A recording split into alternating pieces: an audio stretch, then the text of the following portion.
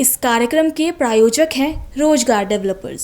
नमस्कार, आप देख रहे हैं पल्स 24 न्यूज में आपके साथ दिव्या पेन्यूली। वक्त हो चला है नेशनल बुलेटिन का, लेकिन उससे पहले नजर डालते हैं हेडलाइंस पर। मध्य प्रदेश के इलाके में रेप आरोपी का इनकाउंटर मामला, टायर पंचर के बाद भागने की कोशिश, रेप आरोपी व पुलिस की फायरिंग, घायल अस्पताल में भर्ती। हुबली का चितगुप्पी हॉस्पिटल मॉडल सरकारी हॉस्पिटल ने मारी बाजी, फ्री डॉक्टर और 2 करोड़ डोनेशन से बना गरीबों का लाइफलाइन। नेमरा में सीएम हेमंत सोरेन का श्रद्धांजलि समारोह, शहीद सोबरन सोरेन के शहादत दिवस पर सीएम हेमंत ने दी श्रद्धांजलि, ग्रामीण अर्थव्यवस्था पर बड़ा संदेश। इंदौर डिजिटल अरेस्ट ठगी केस, 1.60 करोड़ डिजिटल अरेस्ट ठगी, लाओस में ट्रेनिंग पाने वाले 2 मुख्य आरोपी गिरफ्तार। तुम दोनों की मेहनत बहुत रंग लाई है बेटा, घर बहुत सुंदर बना है। ये मेरे पापा का घर। पता है, देख तेरे पापा की नेम प्लेट अपने हाथों से लगाऊंगा। नेम प्लेट तो लग चुकी पापा।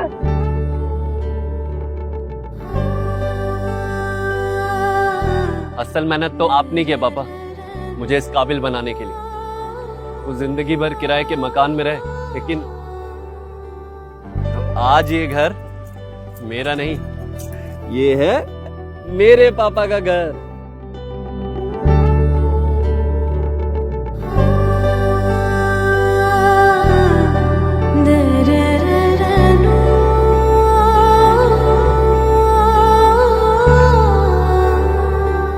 उड़ान सपनों की, आंगन खुशियों का और साथ सकर्णी का।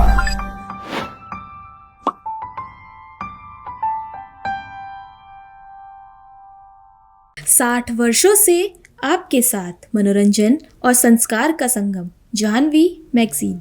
अब खबरें विस्तार से। मध्य प्रदेश के ओबे दुल्लागंज इलाके में 6 साल की बच्ची से रेप के मामले में गिरफ्तार किए गए आरोपी पर पुलिस ने फायरिंग की है। जानकारी के मुताबिक आरोपी को पुलिस अभिरक्षा में लेकर गोहरागंज ले जाया जा रहा था। रास्ते में अचानक पुलिस वाहन का टायर पंचर हो गया। इसी दौरान आरोपी ने मौका पाकर पुलिस टीम पर वार करने की कोशिश की और सब इंस्पेक्टर की गन छीन ली। एसडीओपी शीला सुराना के अनुसार आरोपी ने हथियार लेकर भागने का प्रयास किया, जिससे पुलिस टीम को बचाव में कार्रवाई करनी पड़ी। पुलिस अधिकारियों ने आरोपी को काबू करने के लिए फायरिंग की, जिसमें वह घायल हो गया। बात हुई मेरी मैम, अभी क्या स्थिति है, कैसे शॉर्ट एनकाउंटर हुआ है? सलमान का जो आरोपी है उसको पकड़ लिया गया था, उसको पुलिस को अभिरक्षा में लिया गया, पुलिस द्वारा इसको अभिरक्षा में लिया गया था और गोहरगंज ले जाया जा रहा था। इस दौरान अचानक हमारी गाड़ी का जो है वो गाड़ी की जो है वो पंचर हो गई थी और हमारे जो सब इंस्पेक्टर हैं उनकी जो गन छीन के ये भागने लगा और उन पर फायरिंग की। इसी बीच बचाव में इस पर फायरिंग किया गया पुलिस अधिकारियों द्वारा और ये घायल हो गया। इसके इलाज के लिए इसको हॉस्पिटल में एडमिट किया गया है। मैम, अभी क्या स्थिति है और क्या इसको अभी कोर्ट में भी पेश किया जाएगा या कब तक किया जाएगा? जैसे भी डॉक्टर्स बोलेंगे उसके अकॉर्डिंग कार्रवाई की जा रही है। मैम, कितने बजे की घटना है रात में? ये रात में लगभग आपके 4 से 5 के बीच की घटना है। वहीं घायल आरोपी को तुरंत अस्पताल ले जाया गया, जहां उसका इलाज जारी है। पुलिस ने साफ किया है कि घटना पूरी तरह आत्मरक्षा में की गई कार्रवाई है। मामले में सब इंस्पेक्टर सुनील सिंह ने बताया, आरोपी को लेकर जा रहे थे, हमारी गाड़ी पंचर हो गई और इस दौरान यह पूरी घटना हो गई। गाड़ी में हम उसको लेकर के, आरोपी को लेकर के टीम के साथ जा रहे थे। एक गाड़ी और पीछे थी बैकअप में। ये गाड़ी जब हमारे यहाँ पंचर हो जाती है तो इसको देखते हैं कि पंचर हो गई है, कील के कारण पंचर हो गई थी, तो उसको दूसरी गाड़ी में शिफ्ट करना था। तो उसको जो सब इंस्पेक्टर श्यामराज, थाना प्रभारी सुल्तानगंज है, वो लेकर के जब नीचे उतरे और उतर के उसको दूसरी गाड़ी में शिफ्ट करना था, तो उसी दौरान उसने उनकी पिस्टल को निकाल लिया और उनको करके उनके ऊपर चलाने की कोशिश करी। तो उन्होंने अपने बचाव में उसे ऊपर किया, तो फिर भी 2 फायर हुए उससे। उसके बाद जो दूसरी टीम थी उनके द्वारा उसको फिर शॉर्ट एनकाउंटर में उसको मतलब क्रॉस फायरिंग करके उसको भागने का प्रयास कर रहा था, उसको रोकने के लिए फिर उसे तो एक गोली पैर में लगी। इतनी दूरी है और गाड़ी चेंज होकर दूसरी गाड़ी जो ये पीछे गाड़ी आ रही थी, इधर से पीछे दूसरी गाड़ी थी, तो उसको निकाल करके यहाँ से ले जाना था। तो उसी जगह की बात है जो सामने आपको दिख रहा है। अच्छा, तो क्या उनको भी चोट आई देख रहे हैं हम? उनको बेच गिरा हुआ? हाँ, जो उनको थोड़ा सा पैर वगैरह में, यहाँ से घुटने में और उसमें चोट आई है थोड़ी सी, और उनका जो वर्दी है तो उसमें कुछ जैसे नेम प्लेट टूट गई है, नीचे पड़ी हुई है, ऐसे करके झूमा झटकी। हाँ, चूंकि वो लेकर के उसे मतलब पिस्टल छीन के वो चलाने की कोशिश कर रहा था। पिस्टल छीन के सामने उनके ऊपर ही चलाने की कोशिश करके और भागने का प्रयास कर रहा था। तो पिस्टल तो ऊपर कर दी, जिससे वो बच गया था, उसे कुछ नहीं हुआ, लेकिन क्रॉस फायरिंग के फिर उसको चोट लगी है। ठीक, ये तकरीबन कितने बजे की घटना होगी? सुबह 3:30 के करीब की होगी। हुबली से बड़ी खबर सामने आई है, जहां डॉक्टर्स फ्री में मरीजों का इलाज कर रहे हैं। अक्सर सरकारी अस्पतालों को लेकर शिकायतें सुनने को मिलती है, कमजोर इंफ्रास्ट्रक्चर, सुविधाओं की कमी और डॉक्टरों की अनुपलब्धता। लेकिन इस बीच हुबली का म्यूनिसिपल कॉरपोरेशन का चित्तगुप्पी हॉस्पिटल एक मिसाल बनकर सामने आया है। पिछले 3 सालों में यह हॉस्पिटल गरीब और मेडिकल क्लास मरीजों के लिए जीवन रक्षक केंद्र बन चुका है। दरअसल हुबली के एक सरकारी अस्पताल के डॉक्टर्स फ्री में इलाज कर रहे हैं। हॉस्पिटल के chief medical officer doctor Shridhar की पहल और समाज सेवियों, दानदाताओं व संस्थाओं की मदद से अस्पताल को 2 करोड़ से अधिक के आधुनिक मेडिकल इक्विपमेंट दान में मिले हैं। इससे हॉस्पिटल अब कई प्राइवेट अस्पतालों से बेहतर सुविधाएं देने लगा है। यहाँ हर दिन 500 से 600 आउट पेशेंट और लगभग 100 इन पेशेंट का इलाज किया जा रहा है। यहाँ तक कि अब तक 5000 से ज़्यादा मरीज भर्ती हो चुके हैं। बता दें, पहले यह कई स्पेशलिस्ट डॉक्टर उपलब्ध नहीं थे और प्राइवेट अस्पतालों से डॉक्टरों को पैसे देकर बुलाना पड़ता था। अब केएलई मेडिकल कॉलेज ने चित्तगुप्पी हॉस्पिटल को बड़ा सहयोग दिया है। मेडिसिन, साइकेट्री, एनोस्टोपिया, ऑर्थोपेडिक्स और जनरल सर्जरी के करीब 20 डॉक्टर फ्री में उपलब्ध कराए गए हैं। डॉक्टर श्रीधर ने बताया कि इन डोनेशंस और सहयोग के कारण अब बच्चों से लेकर बुजुर्गों तक हर उम्र का सर्जिकल इलाज संभव है। ಪ್ರಸ್ತುತ ಈಗ OPD ನಮ್ದು ಅರೌಂಡ್ 500 to 600 ಡೈಲಿ ಎವರೇಜಸ್ OPD ಆಗ್ತಾ ಇದೆ ಮತ್ತು 70% ನಮ್ಮದು ಬೆಡ್ ಆಕ್ಯುಪೆನ್ಸಿ ರೇಟ್ ಆಗಿದೆ. ಈಗ ಇಲ್ಲಿವರೆಗೂ ಅರೌಂಡ್ ಸುಮಾರು ನಮ್ಮ ಪಂಚಾಯತ್ ಅರೌಂಡ್ 5000 ನಾರ್ಮಲ್ ಡೆಲಿವರಿಗಳು ಆಗಿದ್ದಾವೆ. ಹಾಗೆಯೇ ನಮ್ಮಲ್ಲಿ ಪ್ರತಿ ತಿಂಗಳು 110 ಸರ್ಜರಿಗಳು ಈಗ ಆಗ್ತಾ ಇದ್ದಾವೆ. 110, 120 ಸರ್ಜರೀಸ್ ಆಗ್ತಾ ಇದ್ದಾವೆ. ಹೈ ಎಂಡ್ ಸರ್ಜರೀಸ್ ಕೂಡ ಆಗ್ತಾ ಇದ್ದಾವೆ. ಹಾಗೆಯೇ ನಮ್ಮಲ್ಲಿ ಅಟ್ ಪ್ರೆಸೆಂಟ್ ಈಗ ಹೊಸದಾಗಿ ಏನಂತ ಹೇಳಿದ್ರೆ, ನಾವೊಂದು ಹೊಸ ಬ್ಲಡ್ ಬ್ಯಾಂಕನ್ನು ಈಗ ಸ್ಥಾಪನೆ ಮಾಡಲು ಲಯನ್ಸ್ ಕ್ಲಬ್ ಅನಿಲ್ ದೇಸಾಯಿ ಮತ್ತು NR ರವಿ ಮತ್ತು ಅವ್ರದ್ದು ಏನು ಲಯನ್ಸ್ ಕ್ಲಬ್ ಇದೆ ಅವರಿಗೆ ನಾವು ಅದನ್ನು ಜಾಗವನ್ನು ನೀಡಿದ್ದೇವೆ. ಅದು ಹೊಸದಾಗಿ ಒಂದು ಲಯನ್ಸ್ ಕ್ಲಬ್ಬನ್ನು ಲಯನ್ಸ್ ಕ್ಲಬ್ ವತಿಯಿಂದ ನಾವು ಒಂದು ಬ್ಲಡ್ ಬ್ಯಾಂಕನ್ನು ಸ್ಟಾರ್ಟ್ ಮಾಡ್ತಾ ಇದ್ದಾರೆ ಇಲ್ಲಿ. ಹಾಗೆಯೇ ಸೆಂಟ್ರಲ್ ಗೌರ್ಮೆಂಟ್ ಹೆಲ್ತ್ ಸಿಸ್ಟಮಿಂದ CGHS ಮಾನ್ಯ ಸಂಸದರಾದ ಶ್ರೀ ಪ್ರಹ್ಲಾದ್ ಜೋಶಿ ಸರ್ ಅವ್ರದ್ದು ಏನು ಇದಿತ್ತು, ಒಂದು ಕೊಡುಗೆ ಇತ್ತು, ಅದು CGHS ಕೂಡ ಈಗ ರೆಡಿಯಾಗಿದೆ. ಅದು ಕೂಡ ಇನಾಗ್ರೇಷನ್ಗೆ ರೆಡಿಯಾಗಿದೆ. ಸರ್, ಬೇರೆ ಬೇರೆ ಹಾಸ್ಪಿಟಲ್ ಎಷ್ಟು ಯಾವ ಹಾಸ್ಪಿಟಲಿಂದ ಡಾಕ್ಟರ್ಗಳಿವೆ ಅವೈಲೇಬಲ್ ಇದೆ? ಈಗ ಅಟ್ ಪ್ರೆಸೆಂಟ್ ನಮ್ಮಲ್ಲಿ ಆಲ್ಮೋಸ್ಟ್ ಎಲ್ಲ ಸ್ಪೆಷಲಿಸ್ಟ್ ಈಗ ಅವೈಲೇಬಲ್ ಇದ್ದಾರೆ. ಒಬ್ಬೊಬ್ಬರಾದರೂ ಅಟ್ಲೀಸ್ಟ್ ಅವೈಲೇಬಲ್ ಇದ್ದಾರೆ. ಅಟ್ ಪ್ರೆಸೆಂಟ್ ಮಧ್ಯಾಹ್ನ ಮಟ್ಟ ಇರ್ತಾರೆ. KLE ಅಂದರೆ ನಾವು ಏನಾಯಿತು ಅಂತ ಹೇಳಿದ್ರೆ, ಅವ್ರ ಸ್ಟೂಡೆಂಟ್ಸ್ ನಮ್ಮಲ್ಲಿ ಕಲಿಬೇಕಾದಾಗ ಅವ್ರ ಸ್ಟೂಡೆಂಟ್ಸ್ ಬದಲಾಗಿ ನಾವು ಕೆಲವೊಂದು ಸ್ಪೆಷಲಿಸ್ಟ್ಗಳ ಬೇಡಿಕೆ ಇಟ್ಟಿದ್ವಿ. ಹಾಗೆ ನಮ್ಮಲ್ಲಿ ಅನಸ್ಥೀಶಿಯಾ ಆಗಲಿ, ಜನರಲ್ ಮೆಡಿಸಿನ್ ಆಗಲಿ ಎಲ್ಲರೂ ನಮ್ಮ ಸ್ಪೆಷಲಿಸ್ಟ್ಗಳನ್ನು ಅವ್ರು ನೀಡಿದ್ದಾರೆ. ಸರ್, ಕಳೆದ ವರ್ಷಕ್ಕಿಂತ ಈ ವರ್ಷ OPD ಅಂದರೆ ಹೊರ ರೋಗಿಗಳ ಸಂಖ್ಯೆ ಏರ್ತಾ ಇದೆ. ಹೋದ ವರ್ಷ ನಮ್ಮಲ್ಲಿ ಅರೌಂಡ್ 200 ಅಥವಾ 250 ನಮ್ಮದು OPD ಇರ್ತಾ ಇತ್ತು. ಈಗ ನಮ್ಮಲ್ಲಿ ಅರೌಂಡ್ 500 to ಡಬಲ್ ಆಗಿಬಿಟ್ಟಿದೆ OPD. ಹಾಗೆ ನಮ್ಮಲ್ಲಿ ಈಗ ಸರ್ಜರಿ ರೇಟ್ ಕೂಡ ಮುಂಚೆ ನಾವು 30 ಆಪ್ರೇಷನ್ಸ್ ಮಾಡೋಕ್ಕಾಗ್ತಿದ್ದಿಲ್ಲ ಆಪ್ರೇಷನ್ ಥಿಯೇಟ್ರಲ್ಲಿ. ಈಗ ನಮ್ಮಲ್ಲಿ 110 ಆಪ್ರೇಷನ್ಸ್ ಎಲ್ಲ ಆಗ್ತಿದ್ದಾವೆ.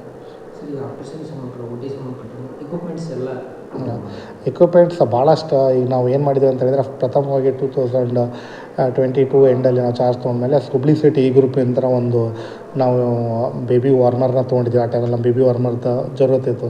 ಹಾಗೆಯೇ ನಮ್ಮಲ್ಲಿ ಹುಟ್ಟಿರುವಂಥ ನವಜಾತ ಶಿಶುಗಳಲ್ಲಿ ಭಾಳಷ್ಟು ಜನಕ್ಕೆ KMCಗೆ ನಾವು ರಿಫರ್ ಮಾಡ್ತಾಯಿದ್ದೀವಿ. KMC ರಿಫರ್ ಮಾಡಬೇಕಾದಾಗ ಏನಾಗ್ತಿತ್ತು ಅಂತ ಹೇಳಿದ್ರೆ, ಅಲ್ಲಿನೂ ಕೂಡ ಲೋಡ್ ಹೆಚ್ಚಿಗೆ ಇರೋದ್ರಿಂದ ಇನ್ಫೆಕ್ಷನ್, ಕ್ರಾಸ್ ಇನ್ಫೆಕ್ಷನ್ ಆಗ್ತಾಯಿತ್ತು. ಹಾಗಾಗಿ ನಾವು ಶಿಲ್ಪಾ ಶೆಟ್ಟಿ ಅಂತೇಳಿ ಒಬ್ಬರು ಇನ್ನರ್ವಿಲ್ ಫೀಮೇಲ್ ಕ್ಲಬ್ದು ಇದೆ, ವುಮೆನ್ಸ್ ಕ್ಲಬ್ ಇದೆ, ಅವ್ರು ಹೇಳಿದ ಮೇಲೆ ಡೆಲ್ಲಿಯಿಂದ ಒಬ್ಬರು ದಾನಿಗಳನ್ನ ಅವ್ರು ತೊಗೊಂಡು ನಮ್ಮಲ್ಲಿ ಒಂದು 80 lakh ರೂಪಾಯಿದು ಎಕ್ವಿಪ್ಮೆಂಟ್ಸ್ ಹಾಕಿ ಒಂದು NICU ಸ್ಥಾಪನೆ ಮಾಡಿದ್ವಿ. ಹಾಗೆಯೇ ನಾವು ನಮ್ಮಲ್ಲಿ ಒಂದು ಏನಾಗ್ತಿದೆ ಅಂತೇಳಿ, ಭಾಳಷ್ಟು ಜನ ಡೈಲಿ ಕೂಲಿ ಕೆಲಸಗಾರ ಏನಾದರೂ ಆಕ್ಸಿಡೆಂಟ್ ಆದರೆ, ಹೊಡ್ತಾ ಬಿದ್ದರೆ ಅವ್ರಿಗೆ ಫಿಸಿಯೋಥೆರಪಿ ಎಲ್ಲ ಆಗದೇ ಇರೋದ್ರಿಂದ ಏನಾಗ್ತಿದೆ ಅಂತ ಹೇಳಿದ್ರೆ ಹ್ಯಾಂಡಿಕ್ಯಾಪ್ ಆಗಿಬಿಡ್ತಾಯಿದ್ರು. ಅದರಿಂದ ನಾವು ಒಂದು rehabilitation centre type physiotherapy centre ಮಾಡಬೇಕಂತೇಳಿ ಮಜೇತಿ ಅವ್ರಿಗೆ ಕೇಳ್ಕೊಂಡಾಗ, ಮಜೇತಿ ಅವರು ಕೂಡ ಫುಲ್ ಫ್ಲೆಜ್ ಆಗಿ ಒಂದು ಮಜೇತಿ ಗ್ರೂಪ್ ವತಿಯಿಂದ ಒಂದು ಫಿಸಿಯೋಥೆರಪಿ ರನ್ ಮಾಡ್ತಿದ್ದಾರೆ. ಈಗ ಪ್ರಸ್ತುತ ಅದು ಕೂಡ ಕಂಪ್ಲೀಟ್ಲಿ ಫುಲ್ಲಿ ಆಕ್ಯುಪೈಡ್ ಆಗಿದೆ. ಎಲ್ಲ ಶೆಡ್ಯೂಲ್ಸ್ ಡೈಲಿ ಫುಲ್ ಆಗಿದ್ದಾವೆ ನಮ್ಮಲ್ಲಿ ಫಿಸಿಯೋಥೆರಪಿ. ನಮ್ಮ ಭಾಳಷ್ಟು ಜನಕ್ಕೆ ಆಟೋ ಡ್ರೈವರ್ಸ್ ಆಗಲಿ, ಅವ್ರಿಗೆ ಯಾರಿಗೆ ಸ್ಪೈನಲ್ ಹೊಡೆತ ಬಿದ್ದಿತ್ತು ಅಥವಾ ಏನು ಬೇರೆ ಏನು ರಿಹಬಿಲಿಟೇಷನ್ ಜರೂರತ್ ಇತ್ತು, ಅವರು ಕೂಡ ರಿಹಬಿಲಿಟ್ ಆಗಿ ಅವರು ತಮ್ಮ ದಿನನಿತ್ಯ ಕೆಲಸನ ಈಗ ಆಟೋ ಕೂಡ ನಾವು ಡ್ರೈವ್ ಮಾಡ್ತಾಯಿದ್ದಾರೆ. ಹಾಗೆಯೇ ನಾವು ನಮಗೆ ಬೆಡ್ಶೀಟ್ ಅಂದರೆ ಕ್ಲೀನ್ನೆಸ್ ಮೇಂಟೈನ್ ಮಾಡೋಕ್ಕೆ 7 ಡಿಫ್ರೆಂಟ್ ಬೆಡ್ಶೀಟ್ಸ್ ಎವ್ರಿ ಡೇ ತೊಗೋಬೇಕಂತ ಮಾಡಿದ್ವಿ. ಆ ಬೆಡ್ಶೀಟ್ಸ್ ಒಂದು ನಮ್ಮಲ್ಲೇ ಆರಾಮಾಗಿರುವಂಥ ಪೇಷಂಟ್ ಫಾತಿಮಾ ದಾವೂದ್ ಅನ್ನೋರು ನಮಗೆ ಆ ಬೆಡ್ಶೀಟ್ ನಮಗೇನಾದರೂ ಕೊಡಿಸ್ಬೇಕಂದಾಗ ನಾವು ಹಾಸ್ಪಿಟ್ಲಿಗೆ ಇದನ್ನು ಕೊಡಿಸಿ ಅಂತಂದಮೇಲೆ ಅವರು ಕೂಡ 2 ಲಕ್ಷ ರೂಪಾಯಿದು 7 ಡಿಫ್ರೆಂಟ್ ಕಲರ್ ಬೆಡ್ಶೀಟ್ಸ್ ಕೊಟ್ಟಿದ್ದಾರೆ. So Monday, Tuesday, Wednesday, Thursday, Friday, Saturday ಟೈಮಲ್ಲಿ ಬೇರೆ ಬೇರೆ ಬೆಡ್ಶೀಟ್ಸ್ ಆಗ್ತಾ ಇದ್ದಾವೆ. So every day bedsheets change ಆಗ್ತಾವೆ. ಹಾಗೇನೇ ಕ್ಲೀನ್ಲಿನೆಸ್ ಮತ್ತು ಹೀಲಿಂಗ್ ಕೂಡ ಹೆಲ್ಪ್ ಆಗ್ತಾಯಿದೆ.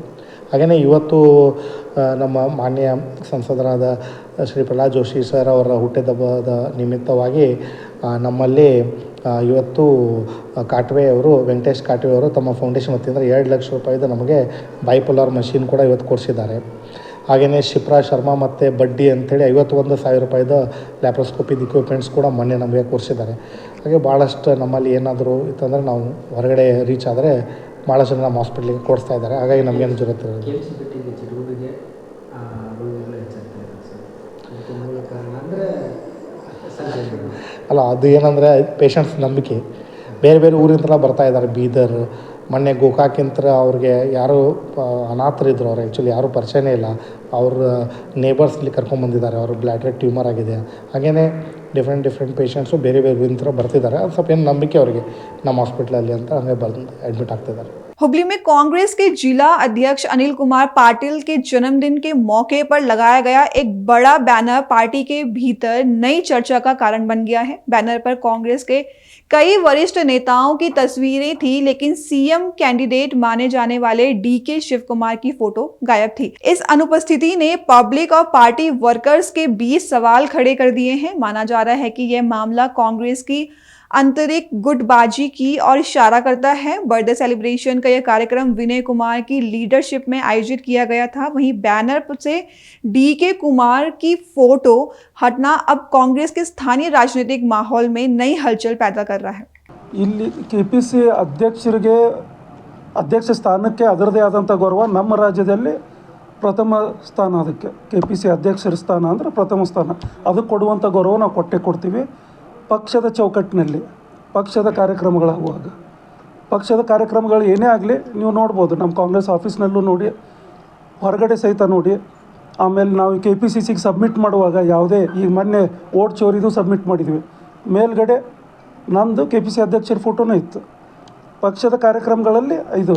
ಬಟ್ ಪಕ್ಷದ ಅಲ್ಲದೆ ಈ ಖಾಸಗಿ ಕಾರ್ಯಕ್ರಮಗಳು, ಇದು ನಾನ್ ಪೊಲಿಟಿಕಲ್ ಕಾರ್ಯಕ್ರಮಗಳು ಎಲ್ಲೋ ಕರೀತಾರೆ, ನಮಗೆ ಇನ್ನೊಂದು ಕಡೆ ಕರೀತಾರೆ.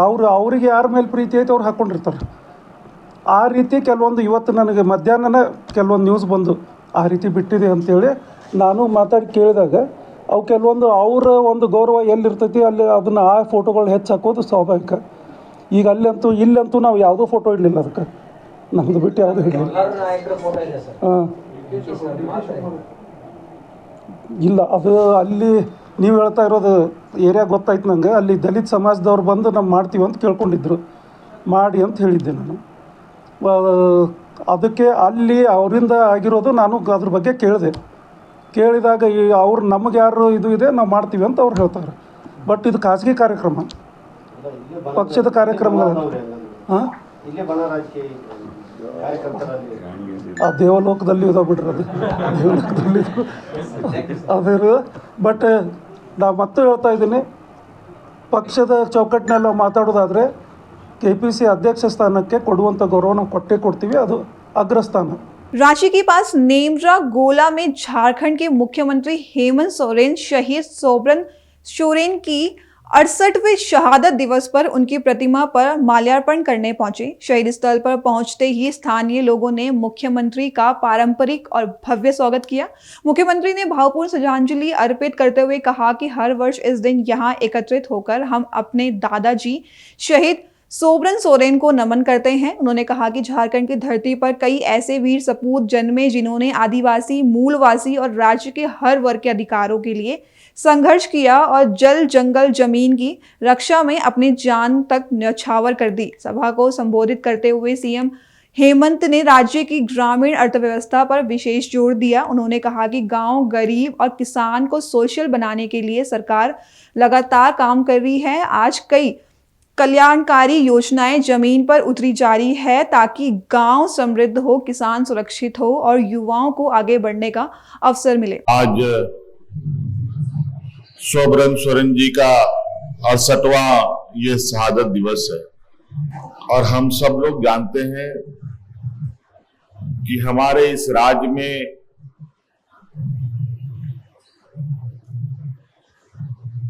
अलग अलग जगहों पर कई ऐसे वीर सपूत हमारे बीच जन्मे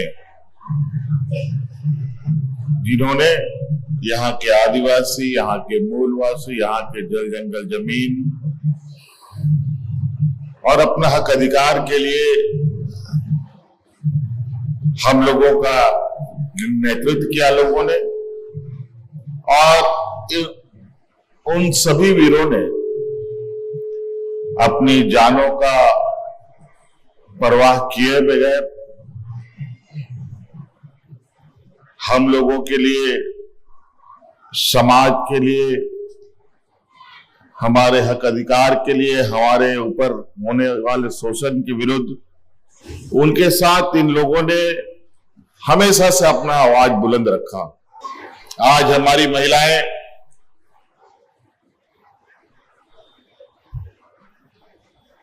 विभिन्न क्षेत्रों से अभी जो मुझे जानकारी मिल रही है कि सरकार के द्वारा चलाए जाते योजनाओं का बड़ी तेजी से ये महिलाएं उसको अपना रही हैं और स्वावलंबी बन रही हैं।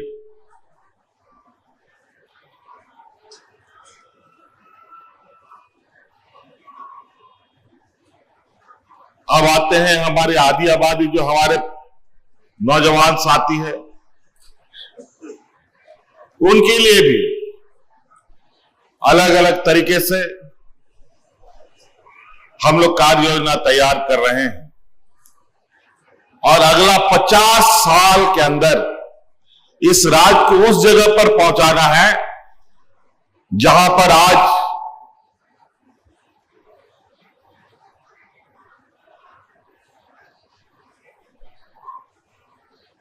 दिल्ली, मुंबई, गुजरात, उससे बेहतर खुशहाल झारखंड बनाना है। आज हमारे पास कई ऐसे रास्ते हैं जिसके माध्यम से इस राज्य के सर्वांगीण विकास के कई रास्ते खोले जा सकते हैं।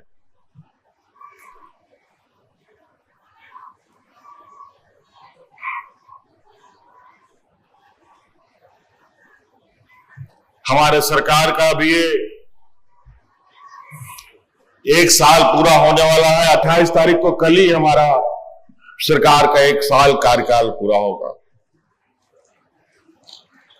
और कल लगभग 10,000 से अधिक नौजवानों को नौकरी देने का कल हम लोग काम करेंगे।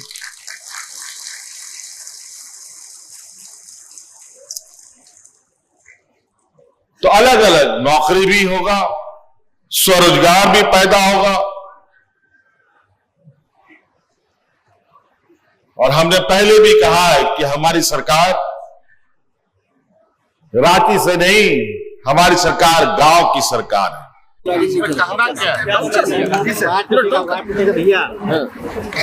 महसूस करने की बात है सर। रजत जयंती पर 10,000 युवाओं को रोजगार देने जा रहे हैं सर, घोषणा किए हैं, बहुत बड़ा कदम है। कल हम लोगों ने 2-3 दिन पहले यहाँ पर फ्लाइंग एकेडमी का सौगात दिया आने वाली पीढ़ी के लिए। बहुत सारी चीजें अभी आप देखेंगे कि अब एक लंबी लकीर आने वाले 50 साल का एक आपको ये दिखेगा, एक रोड मैप दिखेगा। एक विजन भी आपने रखा सर, 2050 तक दिल्ली मुंबई के तर्ज पर झारखंड को डेवलप करेंगे। देखिए मुंबई अपने जगह, दिल्ली हमको पॉल्यूशन नहीं बनाना, पॉल्यूशन फ्री बनाना। Thank you. इंदौर में नवंबर 2024 में हुई एक बड़ी डिजिटल अरेस्ट ठगी का मामला लगातार गंभीर होता जा रहा है। इस मामले ने एक महिला को 3 से 4 दिन तक डिजिटली बंधक बनाकर रखा गया और गिरोह ने उससे 1 करोड़ 60 लाख रुपए ठग लिए। DCP crime branch Rajesh Kumar Tripathi ने जानकारी दी कि घटना के बाद पुलिस ने व्यापक जांच शुरू की थी और अब तक 17 आरोपियों को गिरफ्तार किया जा चुका है। इसी कड़ी में पुलिस ने 2 और मुख्य आरोपी को भी पकड़ लिया है। पुलिस पूछताछ में खुलासा हुआ है कि दोनों आरोपी लाओस जाकर डिजिटल अरेस्ट और साइबर फ्रॉड की ट्रेनिंग ले रहे थे। ये दोनों इस गैंग के मुख्य प्लानर के तौर पर काम कर रहे थे। पुलिस को शक है कि इनके साथ और भी लोग जुड़े हैं और एक बड़े इंटरनेशनल साइबर नेटवर्क का संचालन किया जा रहा है। डीसीपी त्रिपाठी ने बताया कि यह मामला सिर्फ एक ठगी की घटना नहीं है, बल्कि एक संगठित गिरोह की गतिविधि है जो भारतीय नागरिकों को निशाना बना रहा था। पुलिस अब गिरोह के आर्थिक लेन देन, टेक्निकल ट्रेल और विदेशी कनेक्शन की जांच भी लगी है। 2024 में एक महिला के साथ में डिजिटल अरेस्ट की घटना हुई थी, जिसमें उसको 3-4 दिन तक लगातार डिजिटली अरेस्ट करके रखा गया था और उसे 1 करोड़ 60 लाख रुपए ठग लिए गए थे। उसमें उनसे जो बातचीत हुई थी प्रारंभिक रूप से, तो उसमें उन्होंने कहा था कि आप मनी लॉन्ड्रिंग केस में आपकी सिम फंस गई है और आपको डिजिटली अरेस्ट किया जाता है, और इस तरीके से उनको झांसे में लिया गया और धीरे धीरे उनसे पैसे ट्रांसफर करा लिए गए थे। इस बात पर पुलिस ने इन्वेस्टिगेशन प्रारंभ किया था और अब तक इसके पूर्व 17 आरोपियों को पुलिस गिरफ्तार कर चुकी है। जिन आरोपियों को गिरफ्तार किया गया उसमें ज्यादातर अकाउंट में पैसे उनके गए हैं और फिर जिन लोगों ने अकाउंट प्रोवाइड कराया है उनको गिरफ्तार किया है। इसी दौरान टोटल 1 करोड़ 60 लाख रुपए की रकम थी। इसी दौरान ये जानकारी भी आई कि इस जो आखिरी में जो आरोपी अरेस्ट हुआ था उसने एक पतरस उर्फ कैलिस का नाम लिया था। ये जो है फिरोजपुर पंजाब का रहने वाला है। तो इसका नाम लिया था कि ये लाओस में जाकर के और इसने ट्रेनिंग प्राप्त की है बाकायदा डिजिटल अरेस्ट कैसे करना है, क्या करना है। तो इस संबंध में तत्समय में हमने एलओसी भी जारी की थी और उसी के आधार पे फिर बाद में हमको सूचना मिली कि इसको वहां पे एयरपोर्ट में डिटेन किया गया है अमृतसर में। तो फिर बाद में पार्टी भेज करके उसको उठाया गया था और जब उससे पूछताछ की तो उसने अपनी एक और अगली कड़ी सौरभ नाम के व्यक्ति का बताया, जो कि वापी गुजरात का रहने वाला है। तो अगले ही दिन पुलिस ने सौरभ को भी उठा लिया। इस तरह से अभी 2 और आरोपी उठाए गए हैं, सौरभ से और पतरस उर्फ कैलिस।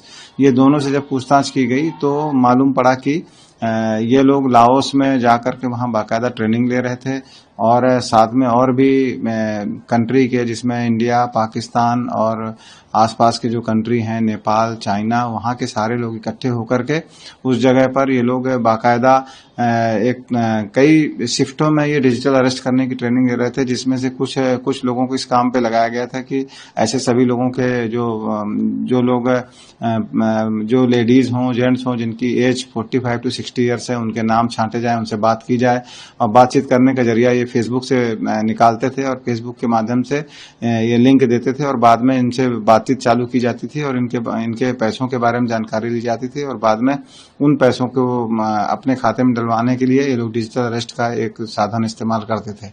तो इसमें ये एक्टिवली इन्वॉल्व रहा है और ये इसने खुद ही, इन लोगों ने अभी तक पूछताछ में बताया है कि हमको भी इस तरह की ट्रेनिंग दी गई थी और हम अपने इंग्लिश लैंग्वेज में बात करते थे।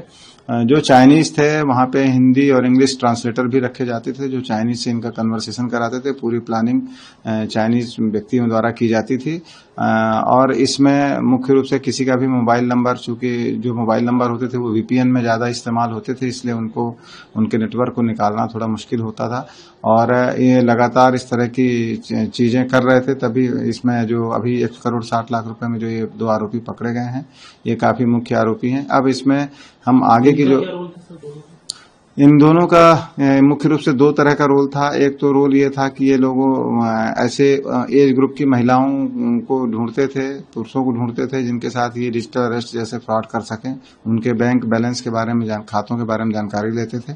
दूसरा रोल एक पर्टिकुलर इस अपराध में ये था कि इन लोगों ने लगभग 350 सिमें उनको उपलब्ध कराई हैं और वो उसमें से 120 सिम जो है वो इस्तेमाल हुए हैं, जिसका इनको बाकायदा पर सिम $20 रुपए इनको कमीशन मिलता था। ये इंडियन सिम थी, भारत की सिम थी जिसको इस्तेमाल करते थे, और फिर ये उन सिमों के द्वारा ये फ्रॉड होते थे।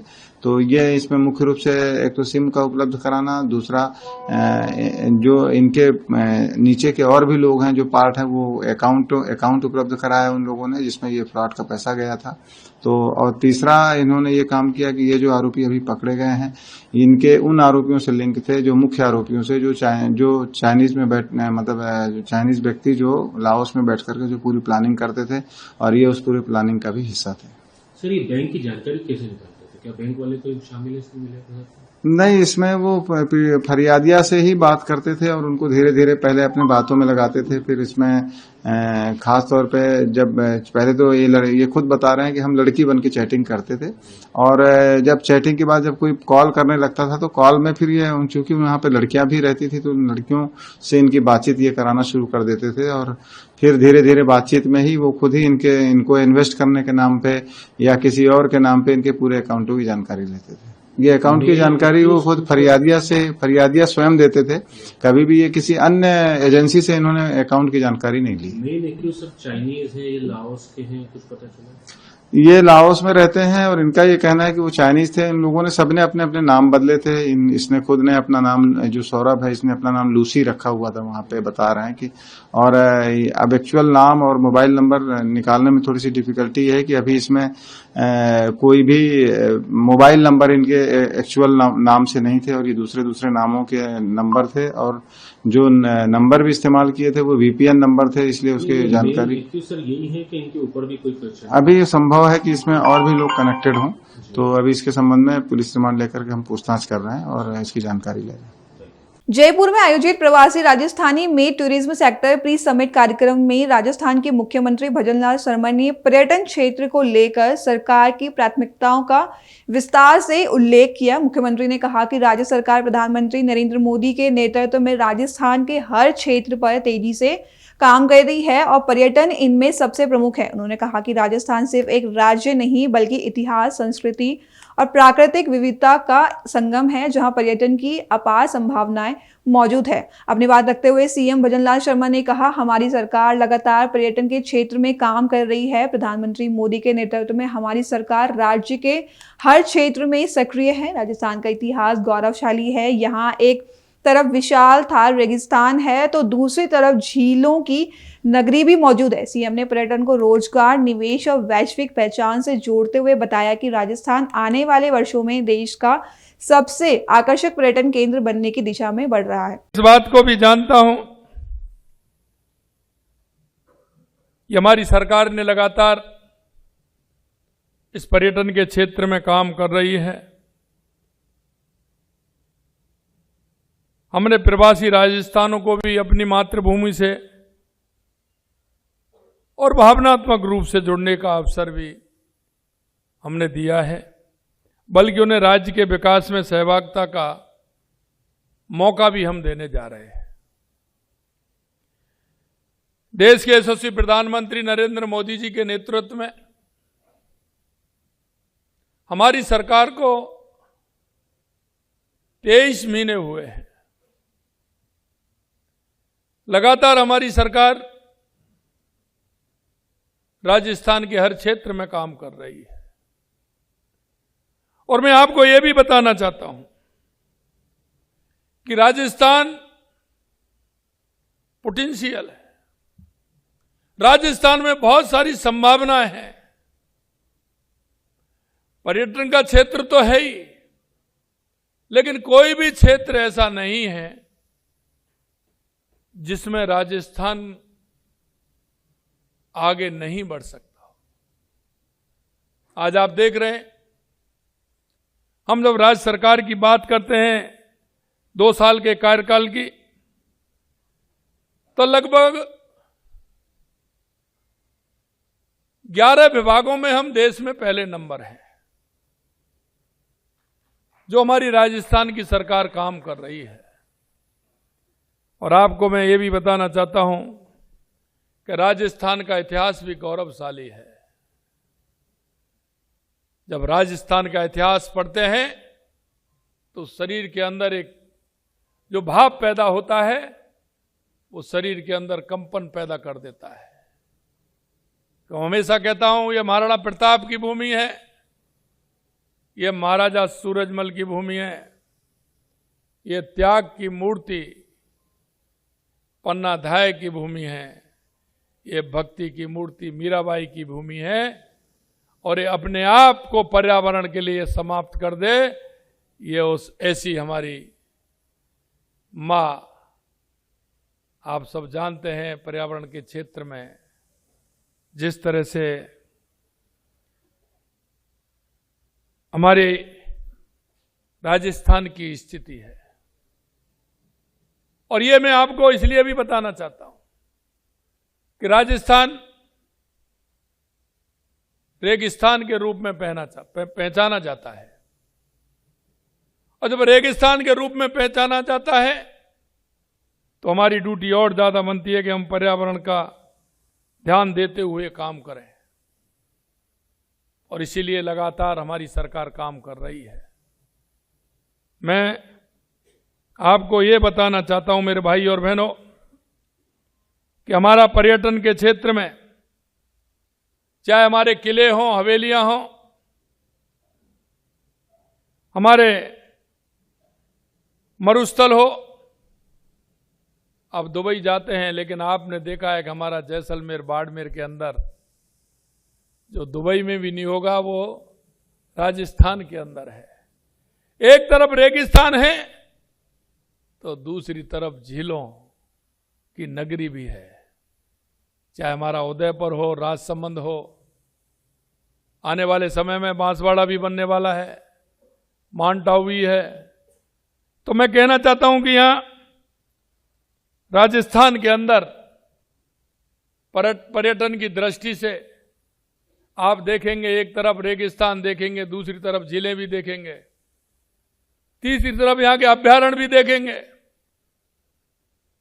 चाहे हमारा रणथंभौर हो, चाहे हमारा सरिस्का हो, रामगढ़ विजधारी हो, एक तरफ आप हमारा बर्ड सेंचुरी की अगर देखोगे तो केवलादेव नेशनल पार्क हो या ताल छापर हो, आप देख सकते हैं। यही नहीं, मैं तो कहना चाहता हूं कि हर क्षेत्र में, क्योंकि हमारे पास देश के यशस्वी प्रधानमंत्री नरेंद्र मोदी जी कहते हैं विकास और विरासत दोनों साथ साथ होने चाहिए। विरासत के लिए हमारे पास मेहरानगढ़ है, कुंभलगढ़ है, चित्तौड़गढ़ है, लोहागढ़ है, जयगढ़ है, आमेर है। आप जब देखेंगे तो निश्चित रूप से उस विरासत को भी आप देखेंगे। ऐसी विरासत राजस्थान के अलावा दुनिया में आपको कहीं नहीं मिले। अभी के लिए बस इतना ही। देश विदेश की खबरों से जुड़े देखते रहें पल्स 24 न्यूज। तब तक नमस्कार। तुम दोनों की मेहनत बहुत रंग लाई है बेटा, घर बहुत सुंदर बना है। ये मेरे पापा का घर। पता है, देख तेरे पापा की नेम प्लेट अपने हाथों से लगाऊंगा। नेम प्लेट तो लग चुकी पापा।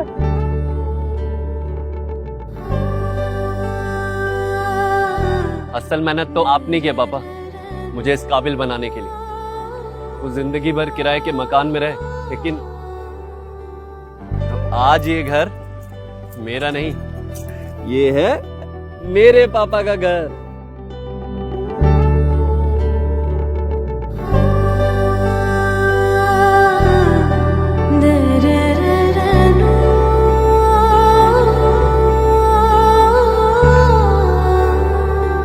उड़ान सपनों की, आंगन खुशियों का, और साथ सकर्णी का।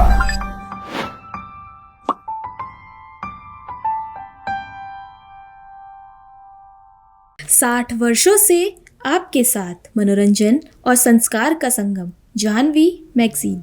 इस कार्यक्रम के प्रायोजक थे रोजगार डेवलपर्स।